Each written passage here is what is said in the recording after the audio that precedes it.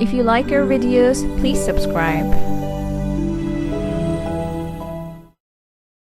ایک بہت ہی دلچسپ کہانی ہے جو میں نے بہت پہلے پڑھی تھی، جہاں ایک پروفیسر نے پانی کا بڑا گلاس اٹھایا اور حاضرین سے پوچھا کہ گلاس کتنا بھاری ہے۔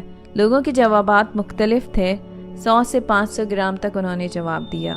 اس نے مزید سوال کیے اور بتایا کہ پانی کے وزن سے کیسے فرق نہیں پڑتا، فرق اس سے پڑتا ہے کہ آپ اسے کب تک پکڑ کر رکھتے ہیں۔ چند منٹ کے لیے پانی کا گلاس پکڑ کر رکھنے سے کوئی مسئلہ نہیں ہوگا۔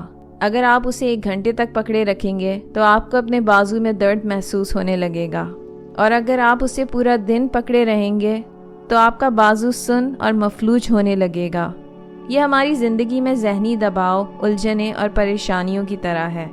اگر اپنی پریشانیوں کے بارے میں تھوڑی دیر سوچتے ہیں تو ان کا آپ پر برا اثر نہیں پڑے گا۔ اگر آپ ان کے بارے میں دیر تک سوچیں گے تو آپ کو تکلیف ہونے لگے گی، اور اگر آپ ان کے بارے میں ہر وقت سوچتے رہیں گے تو وہ آپ کے ذہن کو اتنا پریشان کر دیں گی کہ آپ آگے نہیں بڑھ پائیں گے۔ تناؤ اور پریشانیوں سے صحتیاب ہونے کے لیے وقفے لینا اہم ثابت ہوا ہے۔ اس لیے آپ کو دباؤ کو کم کرنے کے لیے وقفہ لینا چاہیے اور اسے دوبارہ اٹھانے سے پہلے وقفاً آرام کرتے رہنا چاہیے۔ جب آپ تر و تازہ محسوس کریں تو انہیں دوبارہ اٹھائیں۔ اس طرح آپ مختلف نقطۂ نظر کے ساتھ آگے بڑھ سکیں گے اور آپ اپنا مسئلہ بھی حل کر سکیں گے۔